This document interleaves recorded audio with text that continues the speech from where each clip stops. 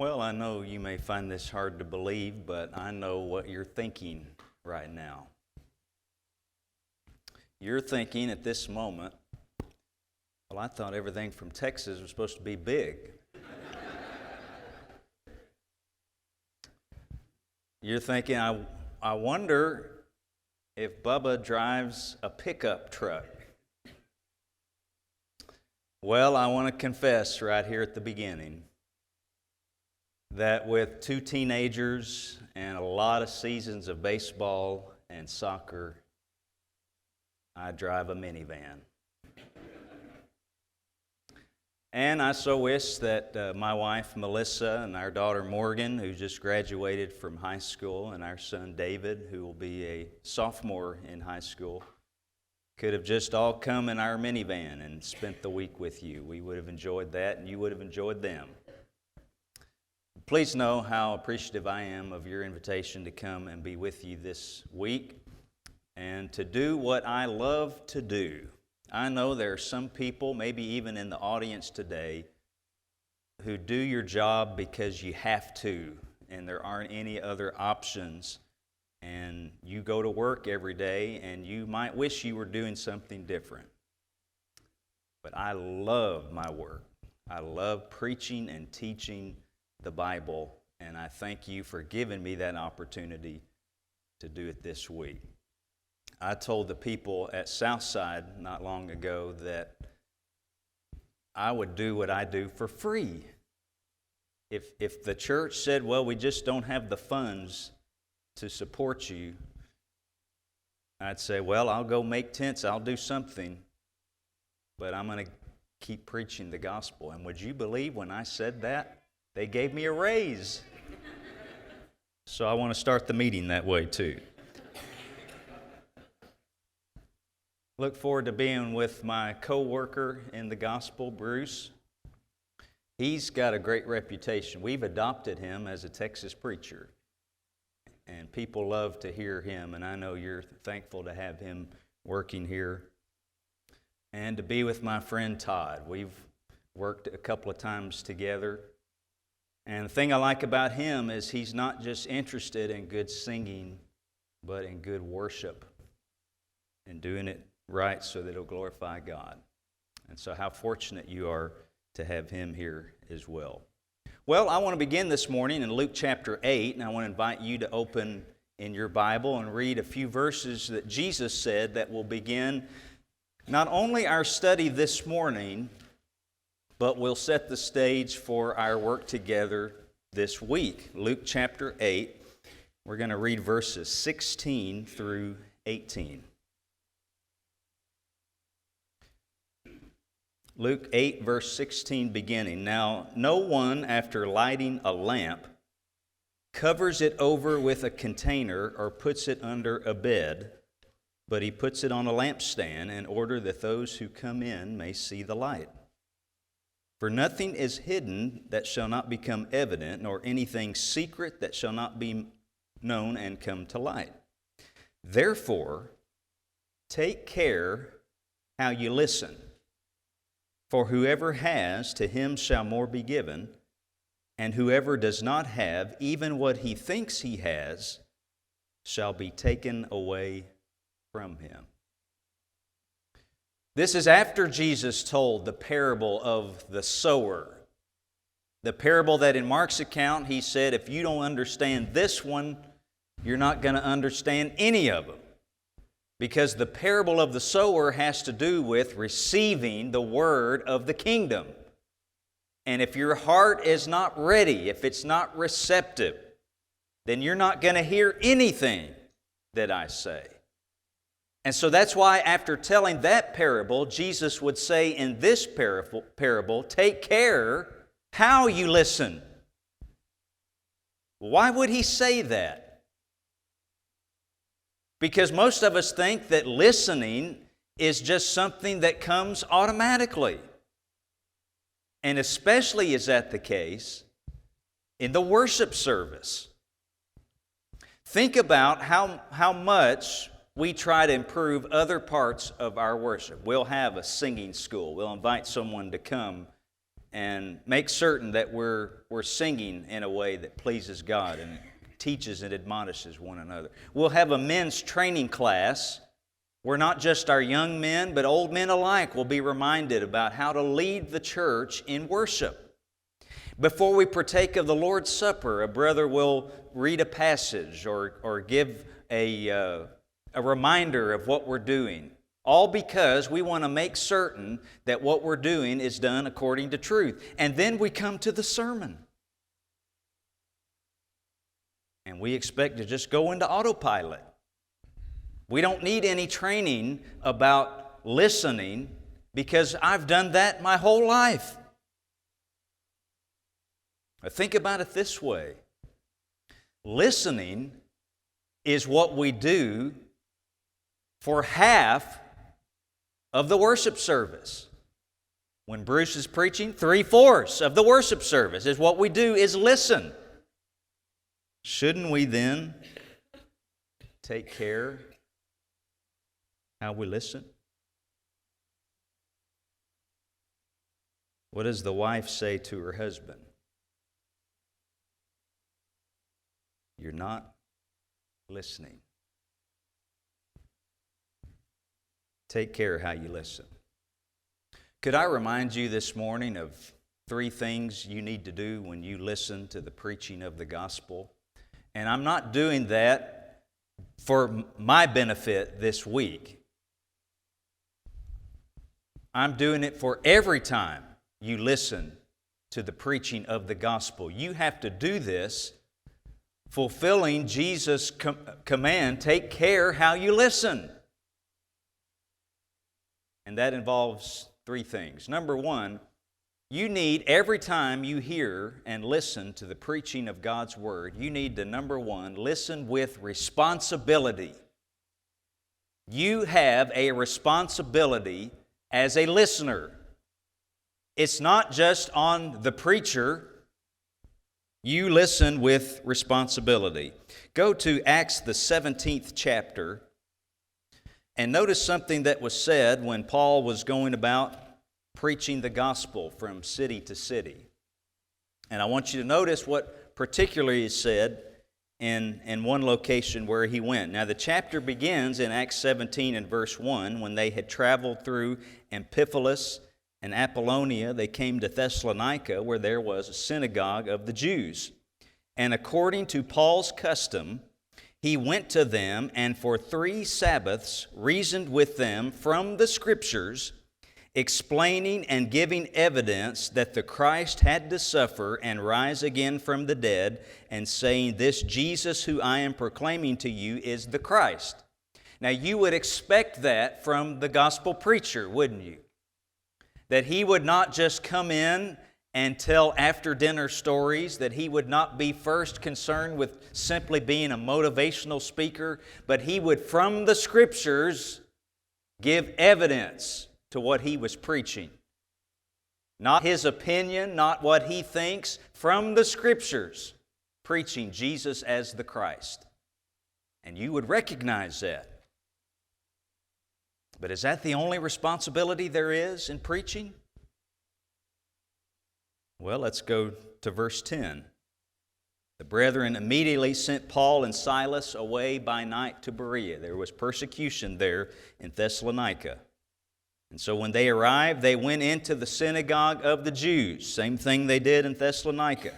Now these were more noble-minded than those in Thessalonica, for they received the word with great eagerness, examining the Scriptures daily to see whether these things were so. The word examined there is a word used in their legal system. It would be like a court case where you're hearing testimony and you as the jury are deciding, is this credible or not? Are they telling the truth or not? Well, how would they know? Can you imagine the temptation to say, well, why would Paul lead us astray? He's an apostle. Surely he knows what's right. Why would Paul tell us something that's wrong? No, they listened to the preaching with responsibility, and then they went and examined it according to what was written. And they were making certain it was the same thing. Listen with responsibility. Evaluate. Investigate carefully. They carried out the words of 1 John chapter 4 and verse 1. Beloved, do not listen to every spirit, but test the spirits to see whether they are from God. Well, how do you do that today? By examining the Word of God. Listen with responsibility. A few years ago, I was preaching away, and somebody's cell phone was going off in the audience, and it didn't just ring, but it kept ringing. And it was one of those annoying ones that just kind of get in your head, and finally it cycled off. And it turned out it was the cell phone of one of our older ladies, and her daughter was mortified. She said, "Mom, why didn't you turn off your cell phone when it was ringing?" And she said, "Well, I was sitting there listening to it, and I thought, wow, somebody's got the same ringer I do."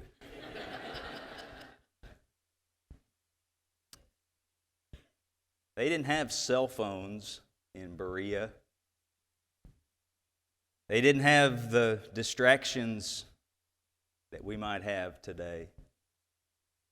But that does not excuse your responsibility. Listen with responsibility. If we don't get this part of our preaching right, does it matter how good it is? If it's not done according to truth, does it matter how effective the speaker is? We have people who come visit at Southside, as I'm certain you do here as well. People who come from other churches, sometimes other churches of Christ.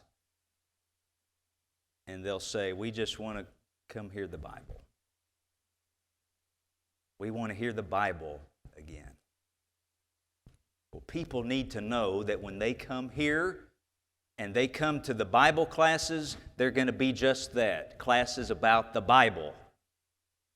And when they come to the worship service, it's going to be done according to truth, book, chapter, and verse, and it's going to be gospel preaching.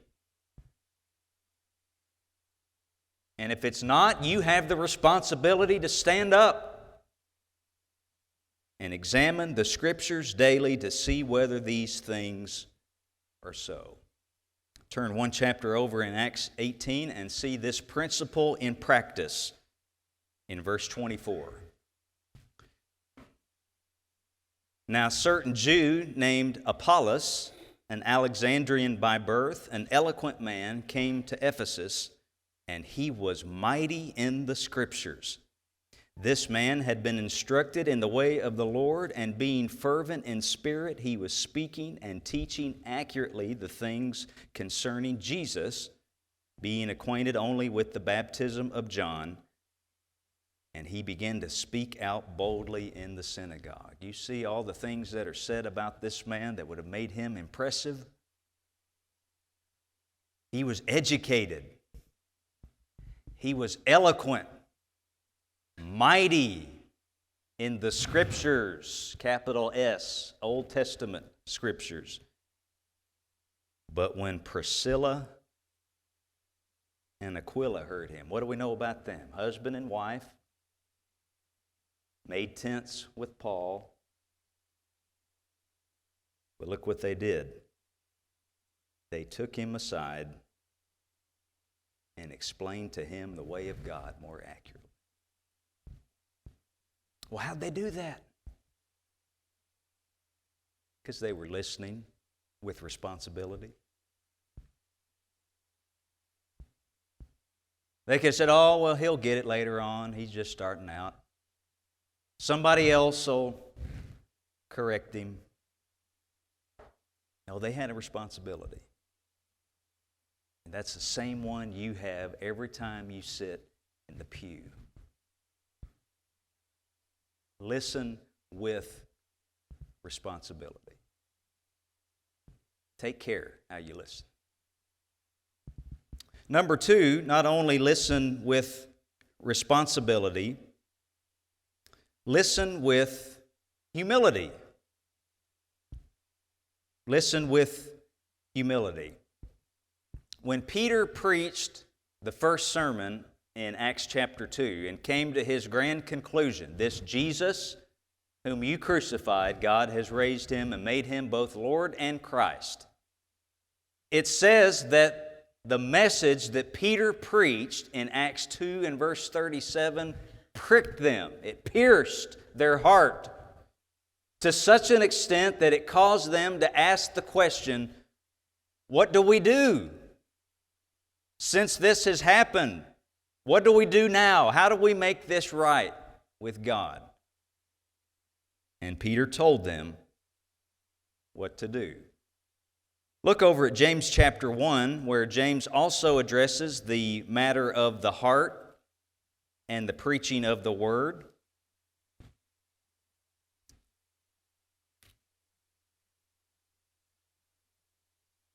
At verse 19 of James 1, "This you know, my beloved brethren, but let everyone be quick to hear, slow to speak, and slow to anger, for the anger of man does not achieve the righteousness of God. Therefore, putting aside all filthiness and all that remains of wickedness, in humility receive the word implanted, which is able to save your souls." Well, why would James make the point of saying to receive the word in humility? Because the temptation is to receive the word for everybody else. You ever done that? The preacher's preaching away and you start looking around. Man, I wish he was here to hear that. Boy, I wish she could have been here. She really needed that. James says you start right here. Receive the word in humility. When we study the parable of the sower and we look at those four hearts that Jesus identified as the apostles were going to go out into all the world, these are the kind of people you're going to encounter. Don't be discouraged. Keep sowing the seed. But we look at those, and if we're not careful, we just automatically assume, well, I'm the fourth soil. I'm the good and honest heart. I receive the word and I tear out all those thorns and I've got rocks cleared out so it'll penetrate and grow. In humility, receive the word. Remember, he said in verse 19, let everyone be quick to hear, slow to speak, slow to anger. When I read those words, did you think of yourself? Is James talking to me there? Am I sometimes quick to respond before I think? Am I more interested in speaking than I am listening? In humility, receive the word. On the night of his betrayal, in Matthew 26,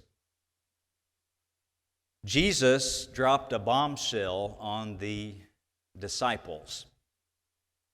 Now, he had predicted before that he was going to be killed in Jerusalem, that they would take him with wicked hands and put him to death. But this was the first time at the supper that he identified, not only am I going to be betrayed, but it's going to come from somebody around this table. One of you will betray me. That's the first time he had told them that information. And they all whipped their heads down to Judas, didn't they? Say, oh, I bet it's him, isn't it? Oh, I've been suspicious of Judas since the very beginning, wanting to carry the money box. Yeah, right. What did they say one by one? as they went around. Is it me? Surely not I, Lord. Please tell me it's not me. Would you have had the humility to say that to Jesus? Listen with humility. Josiah was the king of Israel, a young king, but still king. They were rummaging through the temple and found the scroll of the law and brought it before the king and read it to him out loud. And his kingdom was so far removed from what was read in the law that the king tore his clothes, wept, because he received the word with humility. What's our first thought?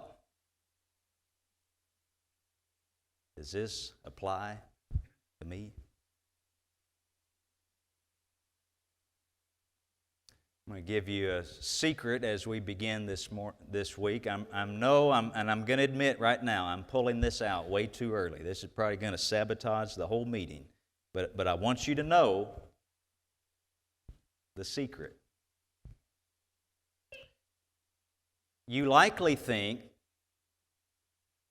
that the words the preacher wants to hear most of all after the sermon, good job. And I don't mean we don't like hearing that. But you know what words the preacher's after most? I needed that. You helped me. I've been thinking about that. I've been struggling and working on that.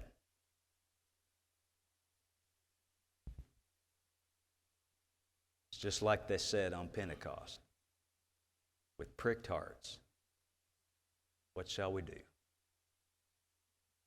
Listen with humility. And then number 3, be certain you listen with accountability. So with responsibility and humility, and then third, accountability. Now, preachers know when we bomb a sermon, just like everybody else knows. We're not immune to that. And the reason that is such a big deal, again, is not because we're thinking of ourselves, but we want to do good so that people will do good. And people will get the word. And people will make a change. And so we know when that doesn't happen. We get in the car to leave and go home, and Melissa says, "Well, how do you think you did?" That's a sure sign something went wrong.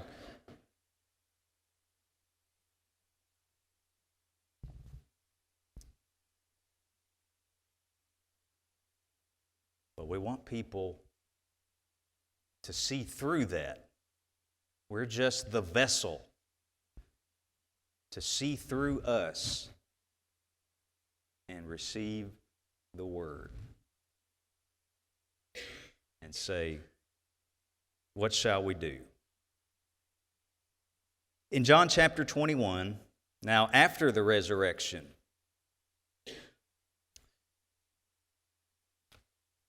Jesus drops another bombshell on the apostles.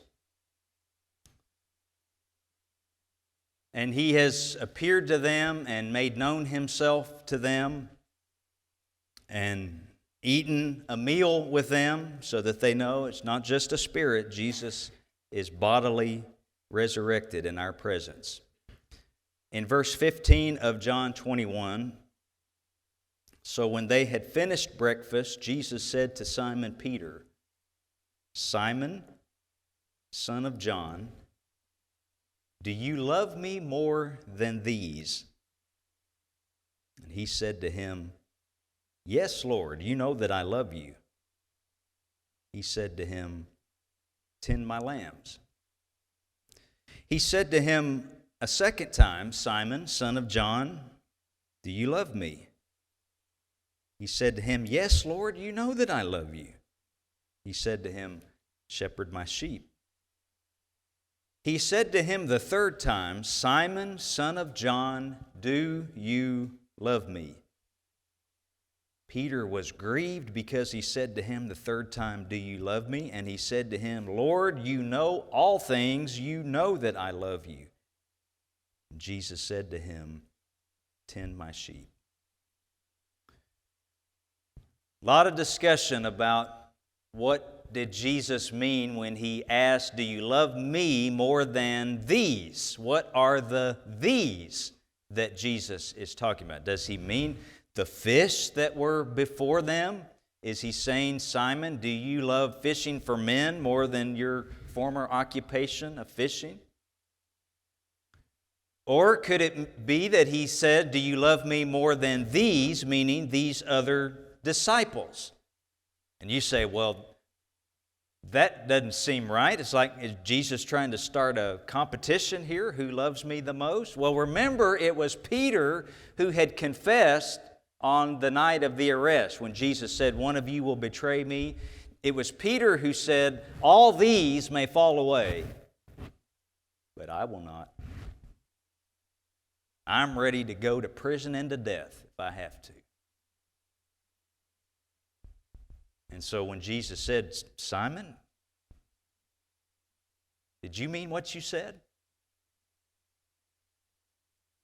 Or are you just saying the words? Do you really love me? He denied Jesus 3 times.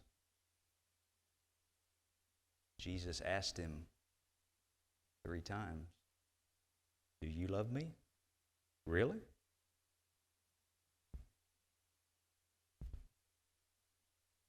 Verse 18, Truly I say to you, when you were younger, you used to gird yourself and walk wherever you wished. But when you grow old, you will stretch out your hands, and someone else will gird you and bring you where you do not wish to go. Now this he said, signifying by what kind of death he would glorify God. Peter, you've said that you love me and you're going to follow me. Well, here's what's coming for you. There will come a day when someone else is going to take control over you where you don't want to go, and they'll stretch out your hands. And John adds the commentary. He's talking about how he's going to die. History tells us that Peter was crucified. So you say you love me. Well, are you willing to take it this far and follow me? Peter turning around, and when he'd spoken this, he said to him, Follow me. Peter turning around saw the disciple whom Jesus loved following them. That's the author of the gospel, John. The one also who had leaned back on his breast at the supper and said, Lord, who is the one who betrays you? Peter therefore, seeing him, said to Jesus, Lord, and what about this man? Now, isn't that our normal reaction when we find out we're going to have to suffer? That by our being a Christian, it's going to cost us this and that? Our first response sometimes is, well, what do they have to give up? Why am I the only one that has to do that? What about them? If I'm going to die, Peter said, what about John, the one you love? And Jesus said to him, If I want him to remain until I come, what is that to you? You follow me. Listen with accountability. What must I do? What am I going to change? How is this going to affect me? Again, listen with accountability. Are you going to live what you've learned? It's easy for us when we're in the assembly to say the right things, like Peter did. when he was surrounded by his fellow disciples. But what happened when his commitment was put to the test? And they said, "You're with Jesus, aren't you?"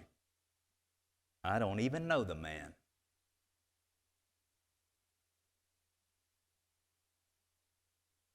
How many times is Jesus going to have to ask you, "Do you love me or not?" You just play in church? You just going through the motions? Do you love me? Then be accountable. Listen with accountability. In 2 Corinthians chapter 3, when Paul wrote to the church at Corinth, he said some things about them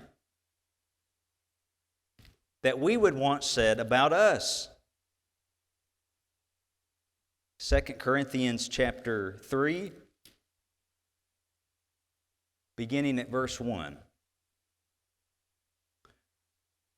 Are we beginning to commend ourselves again? Or do we need, as some, letters of commendation to you or from you? You are our letter, written in our hearts, known and read by all men, being manifested that you are a letter of Christ, cared for by us, written not with ink, but with the Spirit of the living God, not on tablets of stone, but on tablets of human hearts. This church, Paul said, is our epistle. People are hearing about your faith. They're seeing what you're doing and how you've changed. And you're preaching the gospel for us. Your example is becoming its own sermon that people can read about and live themselves. Do you know what happens when you take care how you listen? And you listen with responsibility. Is this true? And you listen with humility. Does this apply to me? And you listen with accountability. This is what I'm going to change. You know what happens when you do that? You become a preacher. Your life becomes the sermon. And now people are taking care how they listen to you. That's what God wants. Not just that we come here and listen and leave it here, but we take the word that's been implanted in us and go sow it wherever we go, day after day. You become the sermon.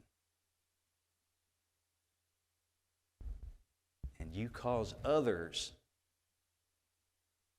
to want to come and hear.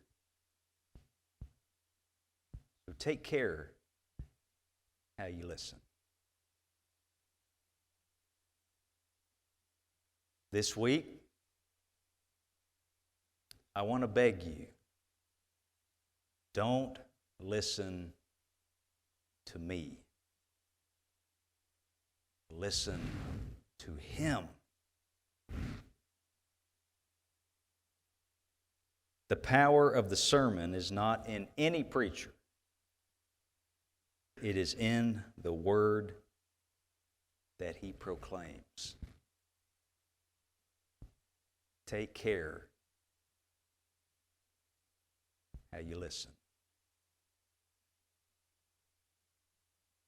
This week, as far as my responsibility, I don't want this to be just another gospel meeting. This is a time of year we have a meeting, and so let's have a meeting, and then we can get to the rest of the summer before school starts.